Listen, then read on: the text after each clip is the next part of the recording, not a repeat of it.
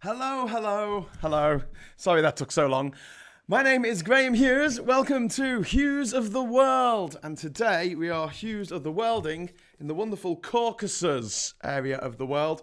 And in particular, we're going to be looking at Armenia, the country of Armenia, which was in the news today. It was actually in the news today. So, I mean, this is how topical we're being. There was a big protest in the capital, Yerevan, today in support of the president, the president of the country, who he's facing a military coup at the moment. I'm going to come to all this in a bit, but Armenia, still in the news. As you see, I'm completely not ready for this at all. Put that on there and that on there. Thank you for hanging on there for a little bit while I just faffed around like a great big faffer. I've got, let's see who I've got today.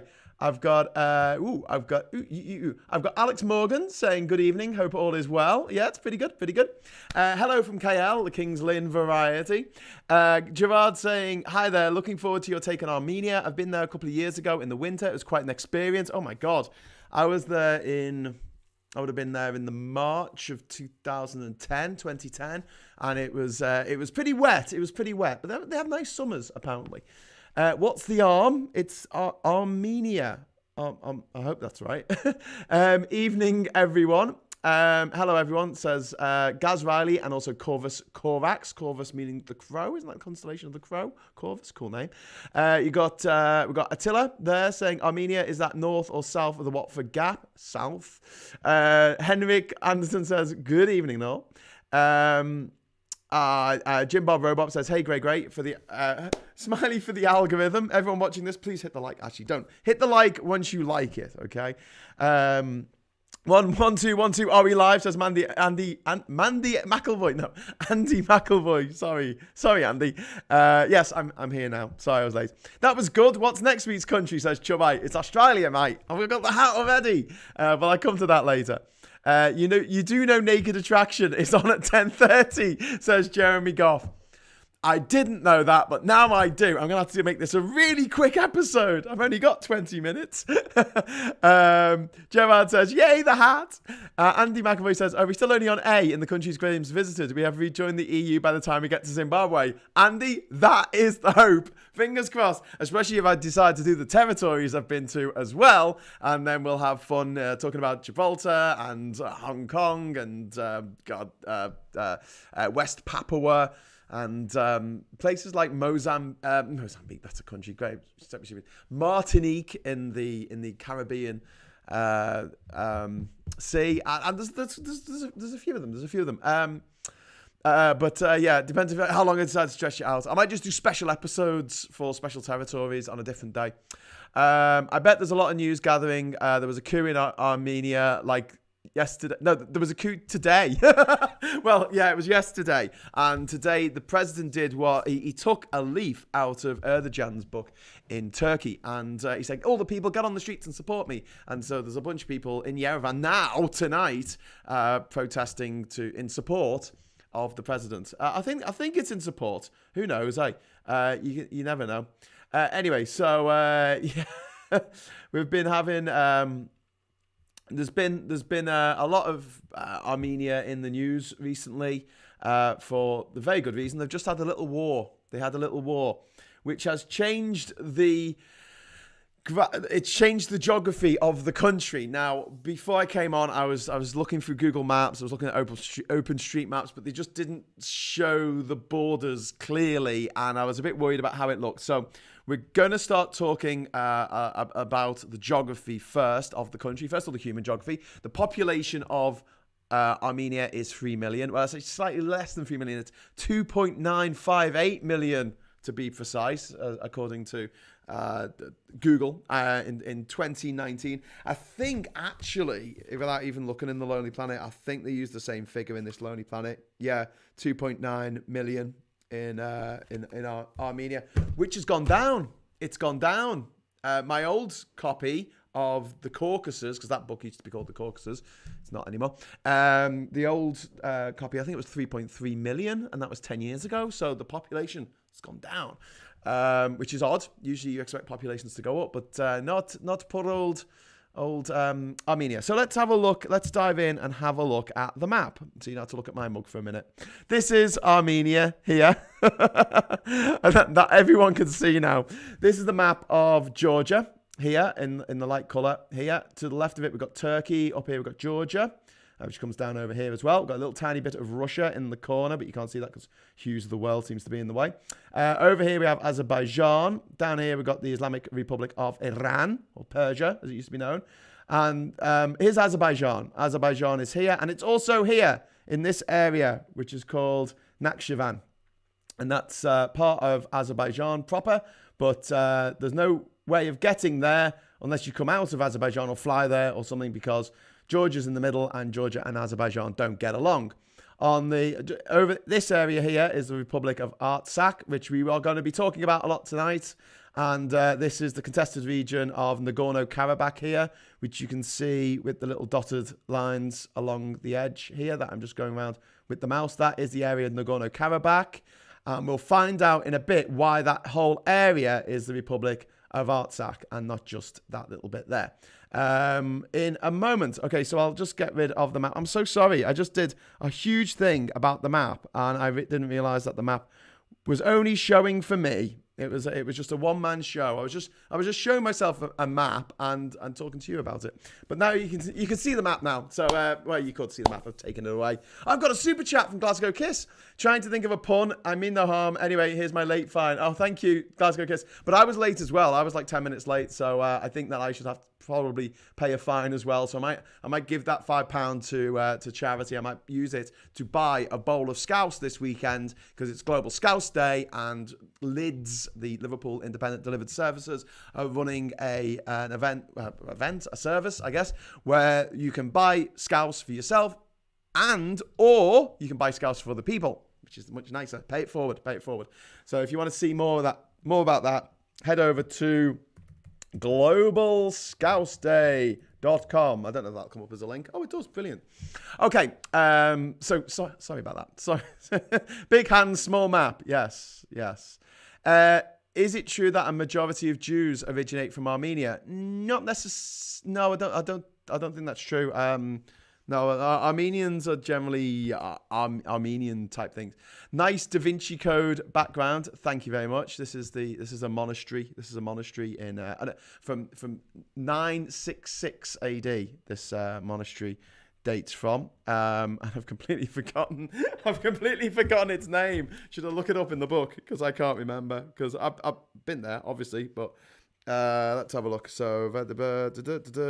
Oh, I can't see it. It's not marked on the map. That's really annoying, Lonely Planet. Why aren't you better at this stuff? Yerevan, Western, Vajigmat. I can't pronounce it. Ah, here we go. Vanadzor. Monastery less travelled. Travelling between Stepavan and the Debed Canyon. One of the two possible routes passes the monastery of Navak along the winding road. That wasn't the monastery. That isn't this monastery. It's another one. Oh my God, Lonely Planet, you're letting me down today. You really are. Let me see sites and things. And plus, this is a new Lonely Planet, and I'm not really up on the way it's laid out. They put the history section at the back. Of each country, which each country section, which I don't particularly appreciate. But there you go. Let's have a look. There we go. I've got it. It's the Sanahin Monastery, and there's a picture of it in the book. There it is. I've been in that, and when I went there, it was empty. You could just walk in. You don't have to pay. It was just empty. There was no one there. It's like this mad tourist attraction. I just had one of the place to myself. But this is a still from one of my videos from when I was there. Armenia needs Russia to protect it. Yeah. Well, yeah. We're going to come to that as well. But will Russia protect it? Well, yeah. Okay, so start again, says Andy McAvoy. Keep calling him Mandy. Jesus Christ. It's not my night tonight. Shall we jump into the history? Actually, before I do that, no, I have to be fair, and I have to, let's see, open a new window. And I'm going to actually bring up the map. Okay, so Google's being crazy today as well. Map of Armenia. It's okay. It's live. It's fine. You know, we can just look at this, because one thing I just realized is, I just realized it now. There we go. Armenia. One of the things I just realized is the fact that I need to show where it is in the world, don't I? If this isn't good enough. Let's have a look. So we go to window capture, and then we go to Google Maps. Oh, no, that's the wrong one. I just brought up the live chat. Restream chat. Oh, Google Chrome. There we go. Perfecto mundo. Okay, so I just stretched that out. And what I'm going to do, because I'm so nice, is I'm actually going to fade it across this time. Yes! Okay, you can see the map there. I just want to show you where Armenia is in the world, because I realised that I hadn't done that. So professional, Graham. Yes, I know. And this is being really annoying and not letting me move about like I'd like to. Let's move that up a bit. Okay, you're looking at Greenland now. I'll get to the point in a moment. Right, there we go. Sorry. I need to have it on a different screen so I can use touchscreen. Right, so there's the map of the world we all know and love. There's Europe over there. There's Africa. Here is Asia, big old Asia. And then you've got this area here, which are called the Caucasus. And around this area, you have lots of mountains. And it really is where Europe meets Asia. So you can argue that Georgia is a European country, or you can argue that it's an Asian country, as often people do. I think Georgia, Armenia, and Azerbaijan are all members of what's the European football thing called? Oh my God, not UEFA. Yeah. UEFA. It is UEFA, isn't it? Yeah, they're all members of UEFA, and they all take part in the Eurovision Song Contest. But then so does Australia, so that doesn't mean much these days. But there you go. So that's there you go. That's a little bit of where it is in the world, because I figure that I should really cover all the bases in this rather than just drone on about the history. Right. Now that I've spent so long keeping you waiting in the first place and then showing you bloody maps of where the place is, and then forgetting the names of the places like the monastery that I went to. I only went to like 2 places in the whole of the country, and I've forgotten the names of them. That's how bad I am at this tonight. So I'm going to jump into the history. That monastery would look so much better if it was made of concrete. Watch it, Thomas Page. Coming for you. I'm disappointed you didn't do the math section in the form of modern dance, Graham. That's plan B. Yes, trying to do a map in the form of modern dance is something that is a little bit tricky. But there you go. Wow, Russia is big and clever. Well, it's big. I don't know about being clever. Balls, I was 5 minutes late behind the stream. Sorry, that's all right. Do you consider Armenia a European or Asian country? I consider it, Gerard, a Eurasian country.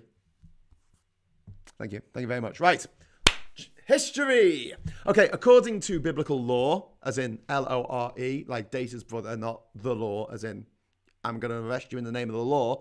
The Armenians descended from a guy called Hake, who was the great-great-grandson of Noah. Mount Ararat, which is where Noah's Ark ended up in the Bible, is actually situated just a little bit from Yerevan. It used to be part of Armenia back in the day, and now it's part of Turkey. And every day you can sort of climb up the hills around Yerevan and get a really nice view of Ararat with Yerevan in the foreground. But unfortunately for the Armenian people, the border is closed, massively closed. Yeah. Armenia doesn't get on with its neighbours very well. It gets on with 2 of them and really doesn't get on with the other 2. That's where they sort of date themselves back in terms of mythology and stuff. And then the Armenians have since referred to the country as the land of the Hayek tribe. The first time the word Armenia appeared, the first mention of the Armenians was in the 6th century BC as a tribe living near the Lake Van area, another place that's now in Turkey. And then the apostles Bartholomew and Thaddeus, apparently they went there in AD 40. So Jesus was barely dead by then. They probably just got him off the cross. They came to Armenia, and by their power of persuasion, 260 years later, the king, whose name was Trat III, introduced Christianity in the year 301 AD, making Armenia the oldest Christian country in the world. Don't you know? He was converted to the main religion, to the Christian religion, after being cured of madness by Saint Gregory the Illuminator, who spent 12 years imprisoned in a pit of snakes. I'm not making this up. Which is the pit of snakes is now located under what's now the Kor Virat monastery. Do they keep snakes there still? I don't know. But 12 years with just snakes for company? That's crazy. Anyway, about 100 years later, in 405 AD, a guy called Mesrop Mashtot, love that name, Mashtot, he invented the Armenian alphabet, which is just a really cool alphabet. It looks like it's completely unique in the world, and it's got 36 letters, and a lot of those letters are actually also numbers at the same time. I'm just wondering if I could be so clever as to show you a little snap of the actual of the numbers. I don't know if I can just quickly go to it on my computer, because obviously I don't want to keep you waiting while I'm faffing about. But there you go. Here's a still from one of my videos. This is in a nunnery. This is in an old convent that I visited, and you can see there the extraordinary letters of the Armenian alphabet. I love it. I think it's great. I think if you're ever like doing a show about aliens and you want to show alien language, that looks better to me. That looks more like an alien language than Gallifreyan, which I always thought looked a bit naff. But there you go. Anyway, so at the time, Armenia was a lot bigger than it is today. So if I just annoy you again by going back to the map over here, this is Georgia today, but in the past it was a lot bigger and used to extend over to, let's have a look. It used to extend right over to this part of Turkey, a lot further. It was a lot bigger back in the day. I'm just going to have to get rid of this map for a moment. I've lost where the bloody map is. Oh, there it is. Right, so you can come back to me for a second. Although I can go back to the window capture. Oh, that's interesting. My window capture's disappeared. Oh, there we go. It's back again. No worries, everyone. There we go. So if I can just, I need a kind of way of doing graphics a bit better, I think, on these shows, because it's all a bit difficult and a bit ad hoc trying to do it live. But there's Armenia there, and you have to imagine that this is Armenia. And I'm just going to put it onto the right-hand side of the screen. Basically, Armenia's territory used to stretch all the way around here. So all the way around here was Western Armenia, and this part was Eastern Armenia, but it was sort of split around here. But it was absolutely massive. Now, this is Lake Van that I mentioned. So that's the sort of the epicenter of Armenia. And this is all in Turkey now. So this is all land that, if you talk to an Armenian, they'll see it as their historic land, whereas if you talk to someone who's Turkish, they'll say, don't be silly, that's our land, because, reasons, history, conquests, empires, etc. Didn't he have a ladder? That's esoteric. That was Jacob. I think Jacob had a ladder. What's the majority of Armenian bloodline? Controversial, a mix of Turkic tribes. Yeah, maybe, but it's a cultural thing, isn't it? I mean, when you talk about bloodlines, everything's all a bit mixed. But when you talk about a people, then usually it's a cultural thing, especially to do with religion, especially if you're a Christian country in the Ottoman Empire, completely surrounded by people who would rather you weren't the religion that you were, I guess. But yeah, Western Armenia fell to Constantinople, which became Istanbul, as fans of They Might Be Giants should know, in 387 AD. And then less than 50 years later, in 428 AD, Eastern Armenia fell to the Sassanids. I've just got to work out my mathematics there. Yeah, it is less than 50 years. Fell to the Sassanids, the sassy Sassanids. And then the Arabs arrived in 642 AD, and pressure mounted from Baghdad to convert to Islam. And this fed the growing diaspora that had already started after the Western Armenia fell to Constantinople, and it just grew and grew. The Armenian diaspora is huge. It is huge. For instance, there's 3 million people, as was established, living in Armenia. There's over 8 million Armenians living outside of Armenia, because it's been going on. It's been going on for centuries. In the 9th century AD, the Caliph approved the resurrection of the monarchy. So Ashot I became king. And Ani, which is also now in Turkey, served as the capital for a bit. And then we just had hundreds of years of various invaders, from the Seljuk Turks, the Mongols, to the Persians, the Arabs, the Ottomans. Everyone came along to, knock 7 stages of SHIT out of Armenia. And by the 17th century, Armenians were scattered across the empires of Ottoman Turkey and Persia, and they had colonies all the way from Poland to India. Amazing, but they kept their Armenian identity tied in closely with their religion, which is Armenian Christian, which is different from other forms of Christianity. It's an Eastern Orthodox Christianity, but is uniquely Armenian, and also the language, which also they kept alive, and they kept together doing that, which is similar to the way the Jewish diaspora around the world, the people managed to keep together because they had a common language and they had a common religion. That was not typical of the area that they were in, and so they were a lot less likely to just get assimilated as many, many, many other groups of people had done over the years.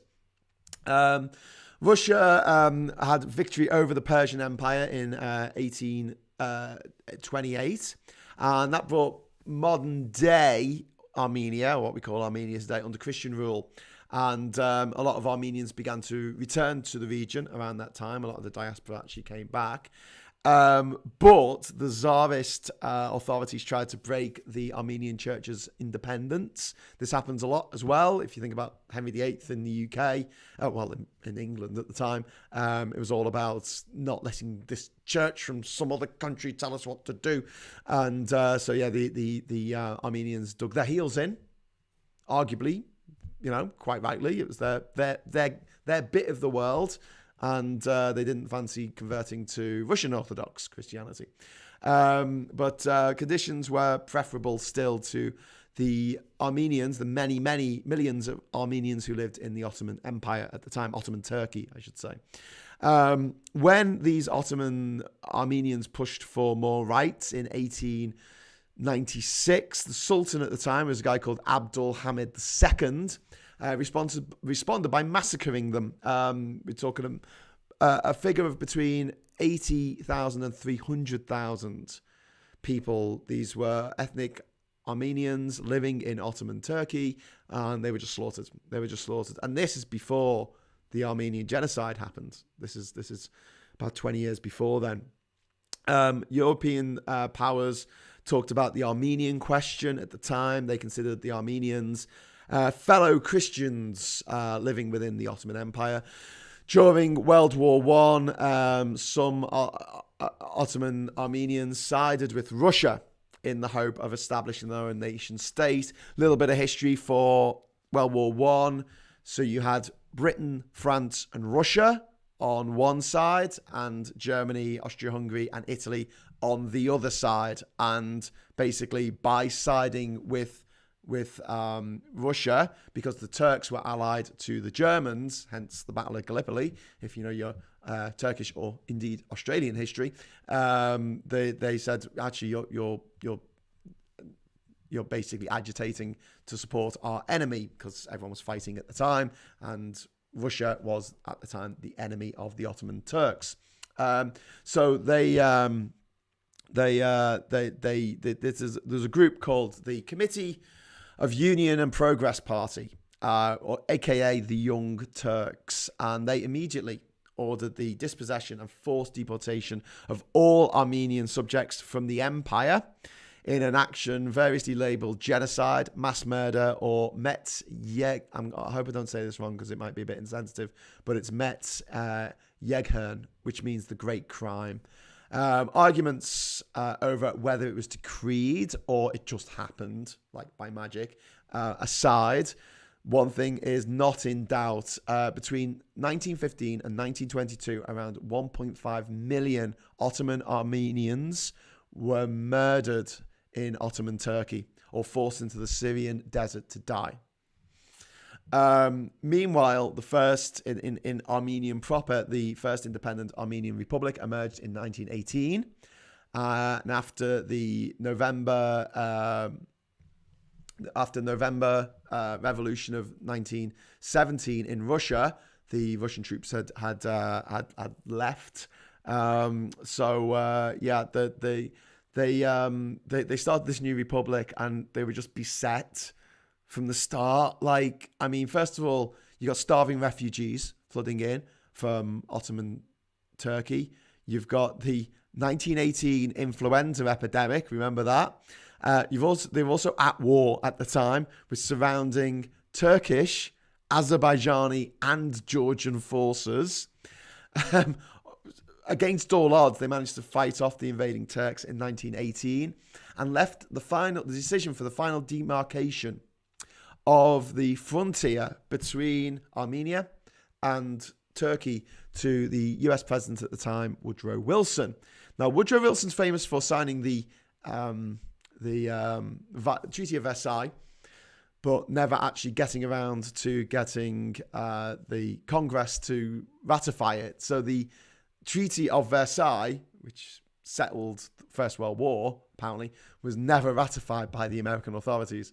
So a bit in that vein, while Woodrow Wilson was faffing around, the Turks regrouped under Mustafa Kemal, who would come to be known as Ataturk, the father of modern Turkey, and overran parts of the South Caucasus. Wilson's map finally arrived, but without any troops or international support, funding, anything. It was just like, here you go, do you want a map? Good luck. And they were like, okay, how are we going to defend this? And Ataturk, instead of keeping the war going, he basically offered Lenin peace in exchange, because Turkey and Russia were fighting, in exchange for half of the new Armenian Republic. So the whole west side of Armenia, which included Mount Ararat, which included Lake Van, where the very first Armenians were, went off to the Ottoman Turks. Well, I guess they were just the Turks then, because the Ottoman Empire kind of collapsed around the same time. Oh my God, it was madness. It was just madness. It's a lot to unpick.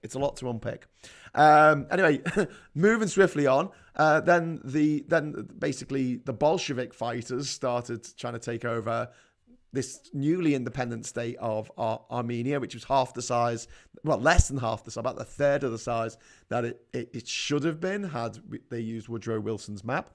And basically, the Armenian independence fighters, they ended up capitulating to the Bolsheviks in 1921. So they gave up. It was just too difficult. And they were getting so little support from around the world. And everyone was knackered after the First World War. And, well, not necessarily knackered, devastated after the First World War. And the flu epidemic of the influenza epidemic of 1918 and 1919, still reeling from those events. So the Soviets hived off Karabakh and Nakhchivan. So if I don't hate me, but I am going to bring up the map because I just feel like it's a hard thing to sort of get your head around because it is sort of split. So all of this area was part of what I guess was Armenia at the time. And then this area going into Turkey as well was Western Armenia. And then that was all hived off with the deal with Lenin down here. I don't know why it's giving me a cursor, which looks like I'm going to write something. I'm not going to write anything, but there you go. Oh, I know why it is. It's because I'm writing over my notes. That's better. Give me a pointer. I want a pointer. There you go. And so the Soviets basically said, right, this part here is going off to Azerbaijan, and this area here, including Nagorno-Karabakh, that's going off to Azerbaijan as well. So this whole area and this whole area were hived off, which at the time obviously pissed off the Armenians something rotten, as you could imagine. But also it set the seeds for problems going forward in the future. I just want to say that map I'm using is copyright Nations Online project. I'm trying to use everything I use. I try and use as much stuff that is free to use as possible. And they only ask that I actually acknowledge the fact that it's their map. So I just have them. Corvus Korak says, could you please repeat where exactly that picture of Armenian letters engraved in stone was taken? It looks like a special script modification with conjoined letters, not regular Armenian script. Yes, that was in a nunnery. Get thee to a nunnery, which was near the monastery that I went to. Why am I looking in Azerbaijan? I'm just the worst. Right, let's have a look. I don't know why it was telling me about Azerbaijan in the middle of Armenia. It gets very confusing. It's confusing enough, I feel. This isn't as easy to navigate. I'm sure it's not as easy to navigate as they used to be. Maybe I'm just being a bit... there we go. Vadanur, the Bez Monastery in the canyon, and then pictures. Yes. I don't know. Sorry. Monastery 187. There you go. Sandahin Monastery. That I don't think that picture was from Sandahin Monastery. I think it was from a nunnery. From my recollections, I could just go back and watch my video of when I was there. Cross-shaped church. Basically, it was a religious building. It's over 1,000 years old. I'm not quite sure what the name was. I thought that it would just be in the book here, but it doesn't seem to be. But yeah, I went to Sandahin and wherever else. Let's see if it's got a regional. There we go, Northern Armenia. Let's have a look. So we've got the monasteries marked on the map. I'm just looking at the map page. Bear with me. Sandahin Monastery. So it might have been the Korbeya Monastery. I think that's where it was. That's the only thing that I can see in here. But I seem to think that it was a nunnery, not as in get thee to her. But yeah, could be wrong. This is a good show, Graham. Are you sure? Are you sure, Richard? I really like watching people flick through books, trying to find the names of things. But I was trying to do that for Corvus because Corvus asked. That's an enormous diaspora. It is indeed similar to the Irish diaspora. Actually, the Irish diaspora, after the potato famine of the 1840s, the amount of Irish people living outside of Ireland vastly eclipses the amount of people living in Ireland. And in fact, the Irish population has never recovered from the devastation of the potato famine of over 180 years ago. 180 years ago. Okay. So everyone's saying I'm late. Hello. It's fine, Alexander. It's fine that you're late because, you know. Bayabeg says there's one quite popular Armenian folk band that everyone seems to know, System of a Down. Yes, they are Armenian, as is Cher, as are the Kardashians, as is Andre Agassi. I was going to come to all that. So we're talking about the 20th century now in Armenia, for those just joining us. So we just talked about how it was all carved up by the Soviets and by the Turks, essentially, in the 1910s and the 1920s. And basically, it didn't matter because then the Soviets absorbed both Azerbaijan and Armenia to become republics within the USSR. 15 countries of the USSR. Well, then they're now 15 independent countries. And three places that tried to become independent, but couldn't for whatever reason. And the first one of them was Chechnya, another one was Dagestan, and the third one was Nagorno-Karabakh, which I'm going to come back to again and again, I think. Anyway, so the Yerevan was largely rebuilt in the 1920s. It became an important Soviet center for manufacturing and industry. Let's just fast forward. Glasnost, Berlin Wall falls, Soviet Union collapsing. Armenians voted for independence on the 21st of September 1991. Levon Petrosian became president, and the war, the simmering conflict with Azerbaijan over Nagorno-Karabakh exploded. It exploded, and Armenia won, but the economy went into free fall, to say the least. So if I bring up, let's bring on this. Oh, more maps. Yay. You love maps, don't you, really? I'm going to have to leave this map down here. Otherwise, it doesn't work on my screen. So I'm just going to bring another map over because it's important that you kind of get this. Oh, it's so complicated. Why'd you have to go and make things so complicated? Oh, that'd be a good song, wouldn't it? Anyway, so here we go. Armenia. This is South Armenia. Here's Iran over here. Now, over here we have Azerbaijan. And see this dotted line here? This dotted line around the edge, this is where Armenia took in the... Forget about the colours for now. Just look at that dotted line. That is what Armenia took during the war in the 1990s, the early 90s. Now, this area here, which you got the little line around here, and then it goes up here and around here. Around here. See where this grey bit is to here? This white bit is here. So this area here, that's Nagorno-Karabakh. It's not actually attached to Armenia. It's only attached by this little corridor here, which is called the Lachin Corridor.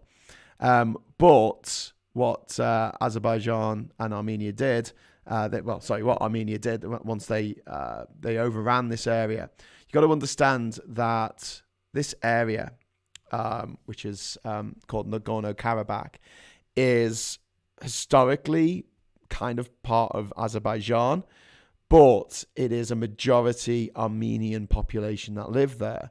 But this part here, this is Azerbaijani. Like the majority of people living there in 1991 would have been Azerbaijani. The number of people living around this area, this other area down here, this coloured area and this green area underneath this line would have been Azerbaijani.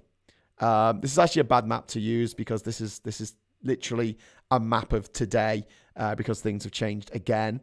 But basically this area here, Armenia wanted it back, and they ended up taking this vast swathe of area from Azerbaijan, and this whole area became de facto run by Armenia. Well, it was a semi-independent enclave, a semi-independent state, but it was run by the Armenians that lived there and propped up by the Armenians in Armenian proper.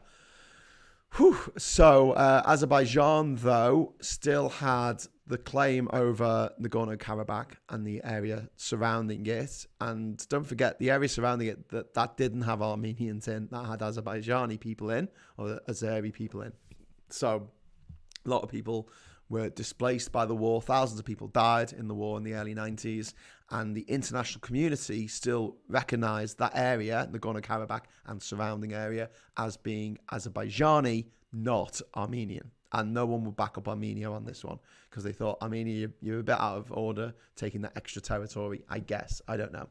Anyway, things simmered on. Gerard's asking, did you visit Nagorno-Karabakh? No.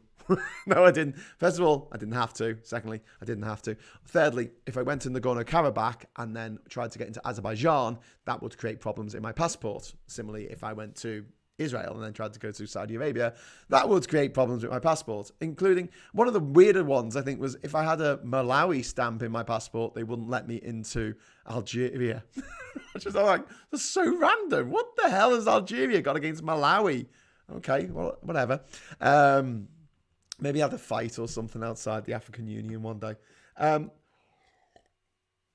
But Armenia might have won the war, but the economy was in free fall. What was his name? Petrosyan Dash, that means his family were originally priests or something. Petrosyan reversed civil rights and started throwing national leaders and freedom fighters in jail. Got really paranoid, thought everyone was trying to take him out. He was re-elected for another 5-year term in 1996, but he resigned in 1998. And a popular new president called Robert Cochrane took over. And he was from southern Karabakh. So there you go.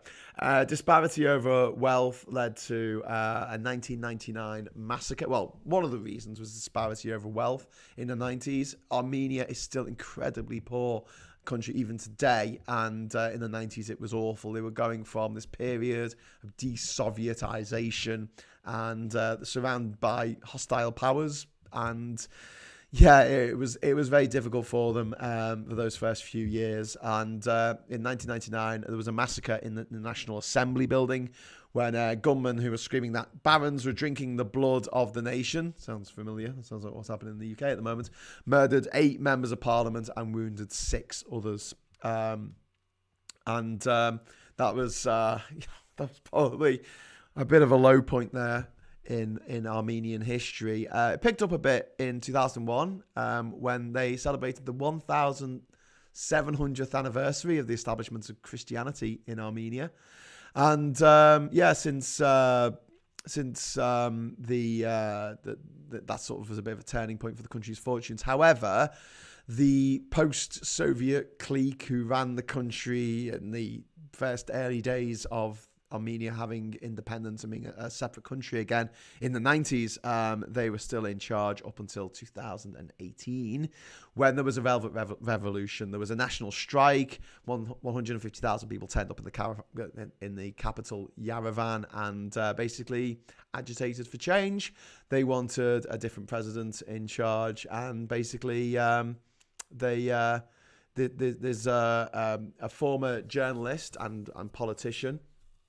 Oh God, do you know what? This is so embarrassing. Why didn't I write his name down? Should have written his name down.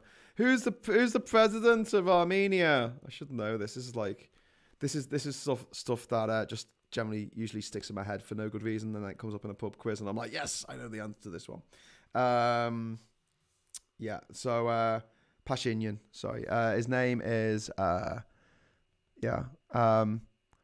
Nicole Pashinyan. Nicole Pashinyan, and he's the guy who today got people out on the streets in his defense. But he became prime minister in I think the April of 2018, and then a few months later they actually had an election, and he won with 70% of the vote, so it was a bit overwhelming. So he was named prime minister.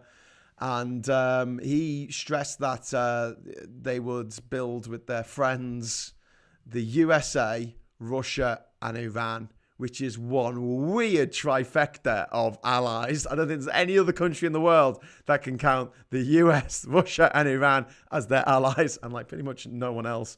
But their main allies, I should say. But the diaspora continues. In the last 20 years, the population's dropped 20%. 20% has dropped since 1990. And virtually every Armenian still wants the international community to label the mass killings of the Young Turks the mass killings of the Armenians by the Young Turks as genocide, as a crime against humanity. And today, I think at least 31 countries around the world, including Canada and France and Germany and Russia, regard it as a genocide, as well as 49 states of America. I'd like to do guesses onto which one is the state that doesn't regard it as a genocide. My money's on Texas, but we'll see. I'll look it up afterwards. So then, yeah, in September last year, the Nagorno-Karabakh conflict burst into life again.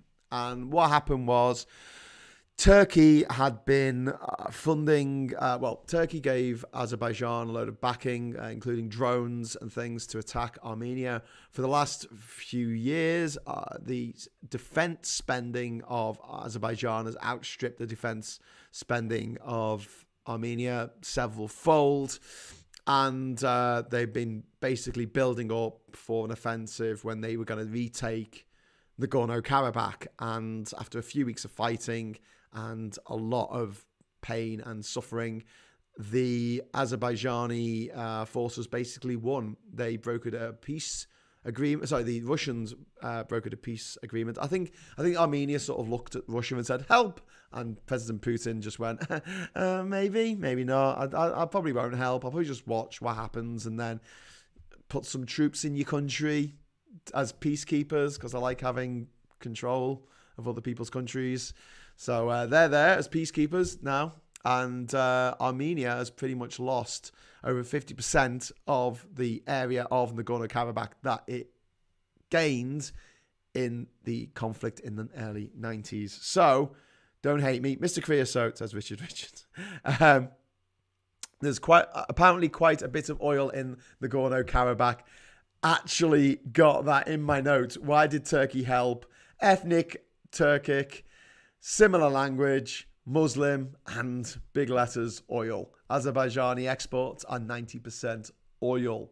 If you've seen the Bond movie, The World Is Not Enough, you know, all the nodding donkeys that you see in the title sequence, they're real. They're there in Baku. You can go and visit them if you like the old Baku oil fields. 100 years ago, the oil fields of Baku were the biggest in the world, richest, and it made Azerbaijan, when it became a nation, I think, whenever that was. We'll find out in a couple of weeks when I get to it.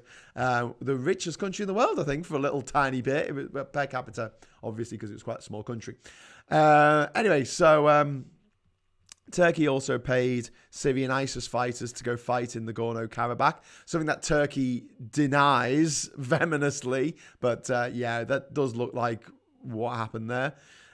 Just give Armenia nuclear weapons symbols. See Israel for details. Well, it's funny you should say about nuclear weapons. Nuclear weapons aren't funny, but Armenia's energy is a lot nuclear power. And one of the problems that we have with nuclear power, not that it's inherently dangerous, although arguably after watching Chernobyl, you'll think that all nuclear power stations are inherently dangerous. They're not as dangerous as sending people down into mines to dig out coal and then having gas and oil platforms and Piper Alpha, coal collapses, and then all the people who are dying of carbon in the atmosphere causing climate change. So yeah, given the scale of things, but one of the things it's not a good idea to do, as we found out at the Fukushima nuclear power plant in Japan, is to build nuclear power stations in earthquake zones. And unfortunately for Armenia, beautiful though it is up in the mountains between two plates, tectonic plates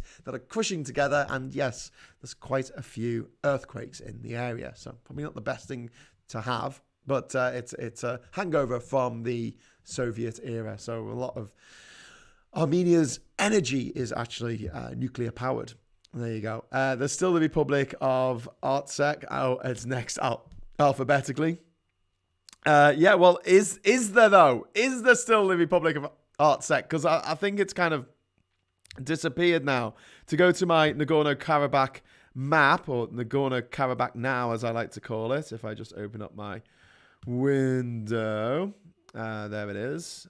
Beautiful. Right, so I'll bring that across. Maps are so much fun.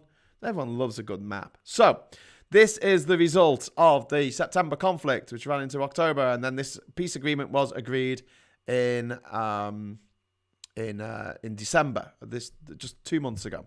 So, we have this area here, which used to be Azerbaijani. In the Soviet era, it became Armenia when Armenia had the war with Azerbaijan in 1991 to 94. I think. So basically that area is now Azerbaijani again. So that's now Azerbaijani. This area here is now Azerbaijani again. And this area here, underneath Nagorno-Karabakh, don't forget this line here, that's Nagorno-Karabakh there.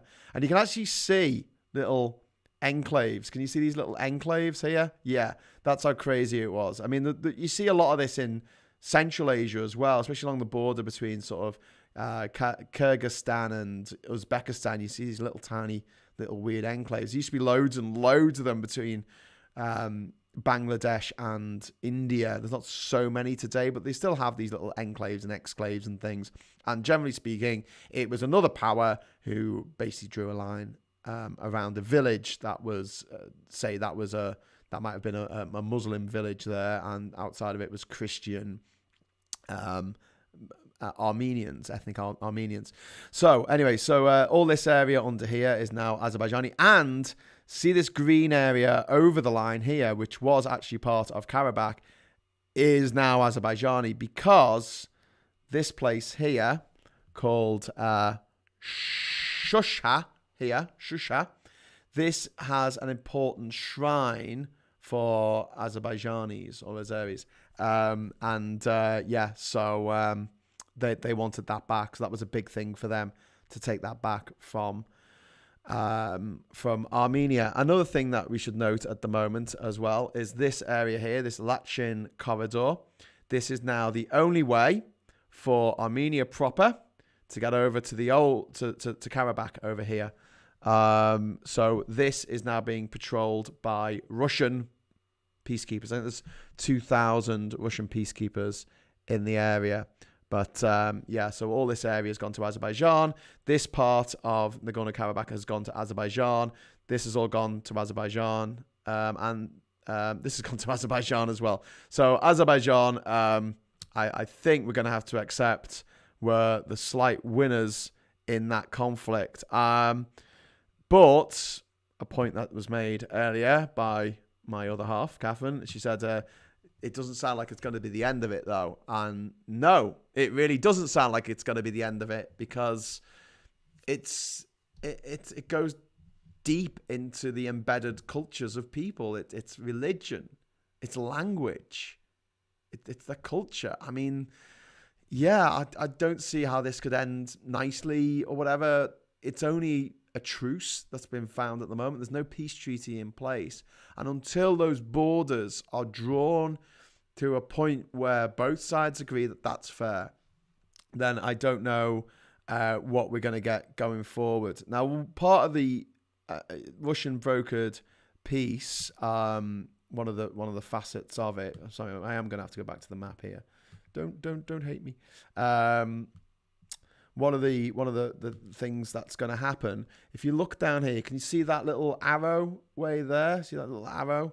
That's connecting Azerbaijan over here. This is Nakhchivan with Azerbaijan proper now. So all this green area over here was part of Armenia for 20 years or so, and now it's part of Azerbaijan again. They want to. Part of the deal is they're going to build a road across here, across Armenia, to link the two parts of Azerbaijan that haven't been linked for a very, very long time. Because obviously this is Azerbaijan Major, and this is Azerbaijan Minor, I guess, if you want to call it that. Okay, so I'm just going to close that down and get back to you, my lovely people on here. I'm just, I've got too many windows to navigate. Maybe I should do it like a PowerPoint presentation. Oh no, that'd be terrible. I'd rather it was me just messing up a lot. Right, back into your messages of love and support, I hope. Turkey, yeah, we mentioned that. There is the Republic of Artka, yeah. Is there? Korak says, the Metasor nuclear power plant provides around 40% of Armenia's energy. Correct. Bayabeg says, dear Elon Musk, please stop testing your rockets while I'm watching what Graham seen and did. It's okay. It's recorded. You can watch it later. And I am going to do an edited version of all of these videos, which will incorporate video from my travels in each of these places, but I want to get it out. I want to get the history out there, and I want to get your comments while I'm talking about it, because it makes it more of a conversation than a lecture. Corvus says, what do you think the future of the region and the Nagorno-Karabakh conflict will look like? It's a good question. I think that if the peace holds, and it might not, but if it does, I think that having the two corridors, so giving Azerbaijan the corridor over to the other part of Armenia, and also giving Armenians the safe corridor to Karabakh would be a good start. If they can agree on that, I think that the actual area of Nagorno-Karabakh, I think it would probably have to, or the area of Karabakh needs to go back to the Armenians and become part of Armenian proper. So don't forget, it was always a semi-autonomous state. It was never properly part of Armenia. So this might be a good reason to say, okay, we're going to literally have this corridor all around Nagorno-Karabakh is going to be Azerbaijani now, as it was. And they have this access, the Armenians have this access, and then the Azerbaijanis have access to their other enclave as well. That seems to me like the best brokered deal that we could hope for, but there's oil. And I'm just like talking about culture and religion and stuff, but also throw oil into the mix, and that creates headaches for everybody. Oil is horrific. There's a line, and I might get it wrong, but there's a line in the movie Blood Diamond, which is a fantastic movie with Leonardo DiCaprio in, and Sarah from Labyrinth, his name I keep forgetting, from Snowpiercer, and there's a line in it where there's a guy, it's an old man in a village, and the village has been decimated by this war that spilled over from Liberia into Sierra Leone. And there's child soldiers, and it's being fueled by diamond. The diamond trade is fueling this war. Notably, there's no diamonds in Liberia. All the diamonds are in Sierra Leone, and that's why a lot of the fighters went across the border and caused instability there. And this village is wrecked. It's burnt out. People are dead. And the old man says something along the lines of, let's hope they don't find oil, because then our problems will really begin. You're like, yeah, okay, yeah, I get that. Anyway, God helps Armenia, great people. Well, yeah, I mean, the Armenian influence on the world, it's impressive, considering proportionately they're a very small number of people. They have had a huge impact on the world. I mean, the Ethiopian national anthem was written by an Armenian. It's one of my favorite mad facts about Armenia. And the Armenians that I've met have been absolutely amazing. They've been really lovely. And I have to say, when I visited Armenia, I was only there for a couple of days, so I can't say I had any kind of comprehensive knowledge of the place. But it wasn't a place where I, stepped over the border and stepped back. I did actually spend a couple of days there. Fantastic kebabs. The kebabs were just insanely good. I think they put bacon in them, which you don't usually get in the Middle East. But it was a kebab meat and bacon in it. And I was just like, oh my God, this is so good. So if you're ever on a hunt around the world for the world's best kebabs, I don't know if they are the best, but they're pretty up there. Lebanon's kebabs are pretty good as well. Artsakh is 99.9% ethnic Armenian stuck in Azerbaijan. Not a recipe for long-term happiness. Yeah, but if the corridor between Armenia and Artsakh can be established and put down and codified, internationally recognized, and then the people of Artsakh, the area, Nagorno-Karabakh, can be regarded as part of Armenia proper by the international community, I think that would help a lot. Because at the moment, don't forget, since 1921, the area that's Nagorno-Karabakh has been regarded by the international community as part of Azerbaijan. So that could be a win for the Armenian people if it's a way out. If it's a way out, I don't know.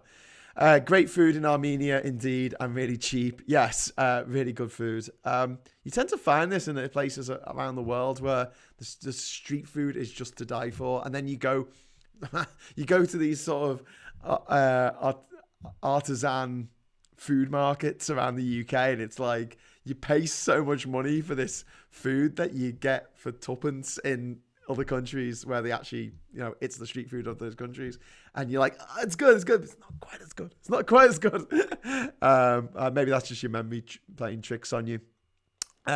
Christian Cruz says, imagine when Britain was powerful enough to draw lines on a map. Now lines are drawn on the UK by others. Yes, Christian. Oh, the irony.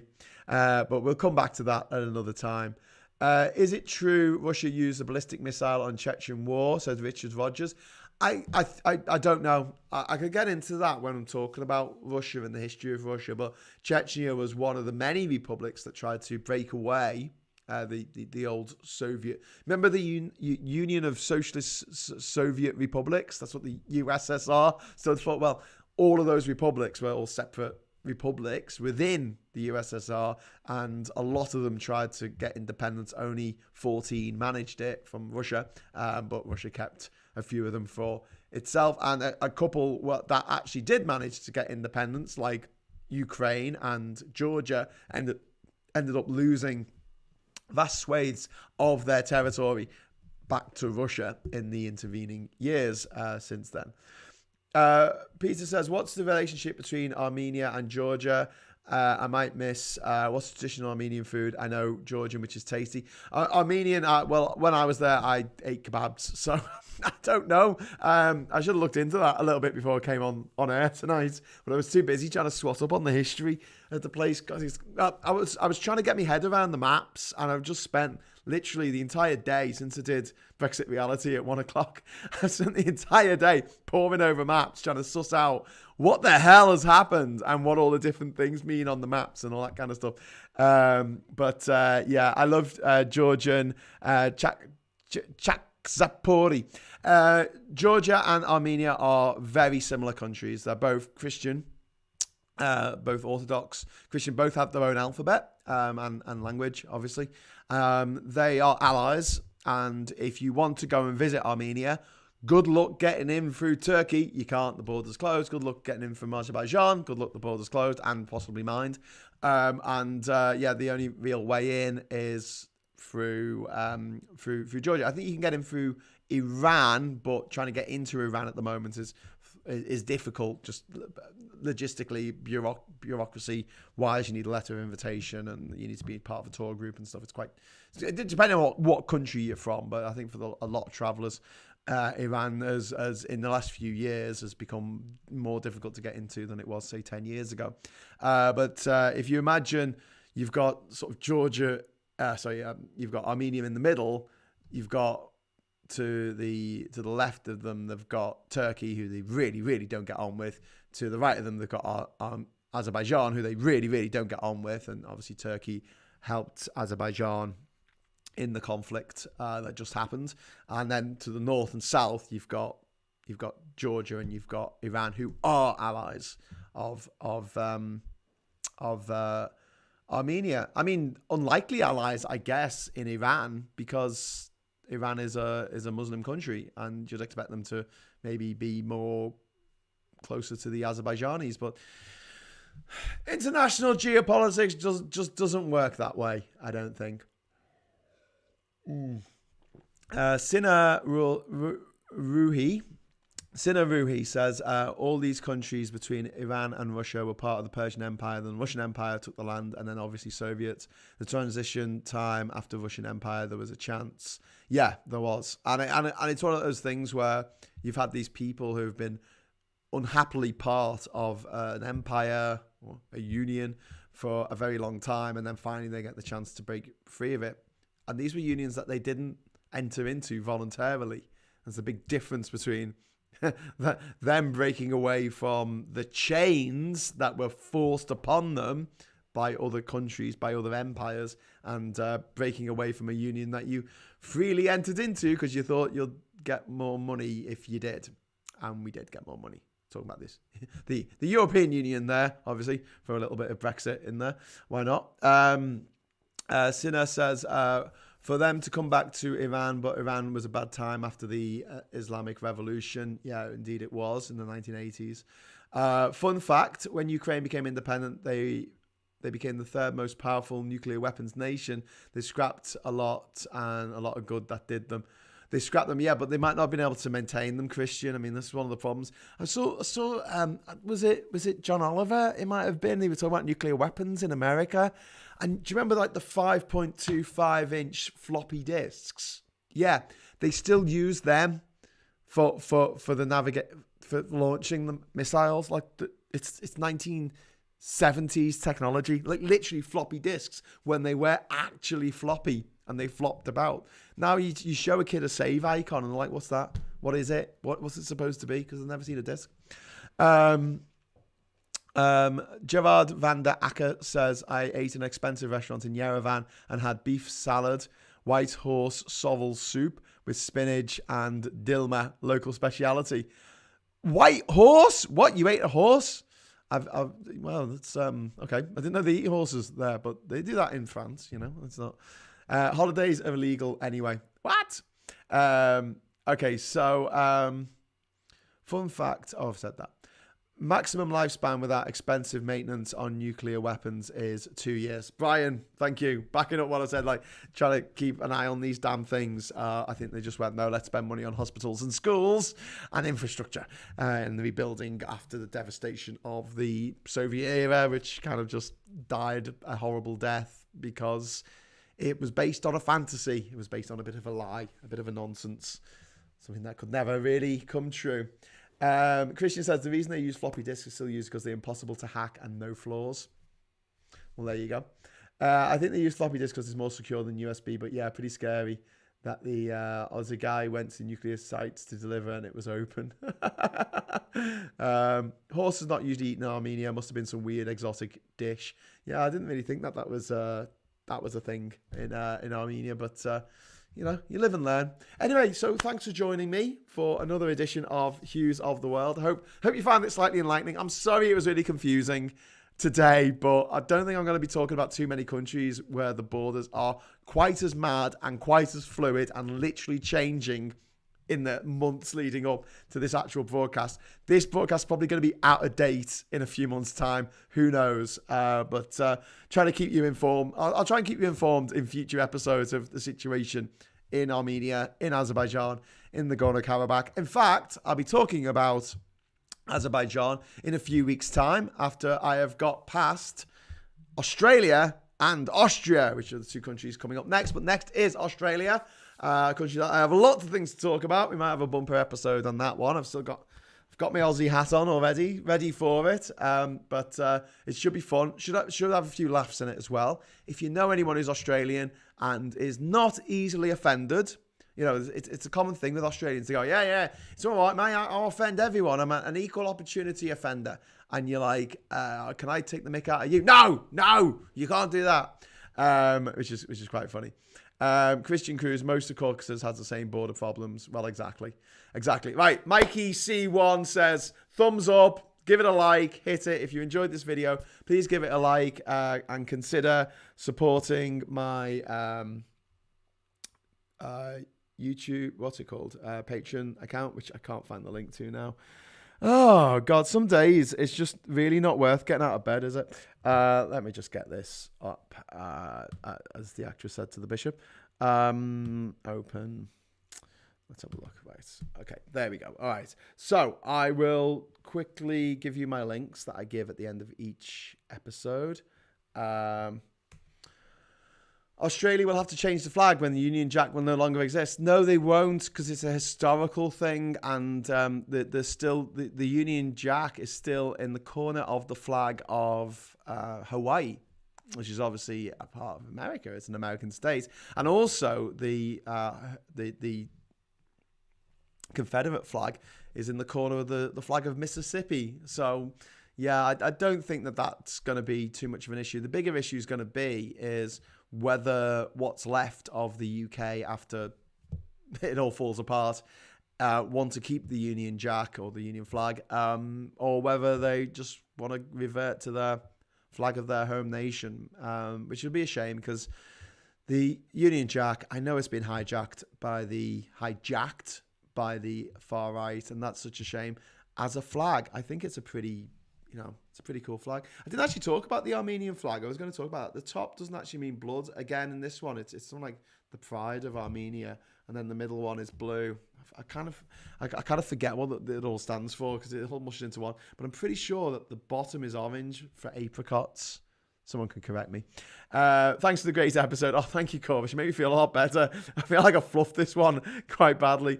New Zealand as well. Bet they now feel silly to kept the flag as it is.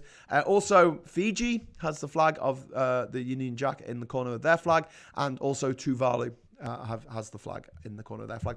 Plus a lot of territories like Bermuda, the Cayman Islands, the Virgin Islands, the British Virgin Islands, Montserrat. There's quite a few countries that do still have, well, not countries, territories that have the Union flag in the corner of their own flag. But I don't think they'll have to change it. It's a good design. It's a really good design. It's up there with Vanuatu and South Africa. I could do a whole episode on flags, but that would just be a bit tedious, I think. But don't forget Armenian alcohol drinks. Best wine and arak, a type of vodka. Arag. So in when I was in Sri Lanka, we used to drink arak, which was just cheap local booze that just got you really drunk. So I'm guessing arag is a similar thing. So next week I'll be back with an episode of Hughes of the World, all about the country of Australia, or Australia as they like to call it in Australia. So there will be insults aplenty. There'll be lots talking about the Aboriginal Dreamtime, and also the horrible way that the Aboriginals have been treated for the last couple hundred years. We'll probably come into it quite a bit. But also modern Australia and what it's like to live there, because I used to live in Australia, and I've still got a lot of links there and a lot of friends there. So like I say, if you've got any Aussie mates, tell them to tune in next week, and they can take the piss out of me. I can take the piss out of them. We'll all take the piss out of each other. It'll be great. But until then, I will say thank you so much for watching, and I will see you either tomorrow for Brexit Reality at 1 o'clock, or next week for Hughes of the World at 10 o'clock on Thursdays, every Thursday, for the rest of lockdown, for the rest of eternity, because there's so many countries to get through. But until then, I will say fair winds and following seas, traveller.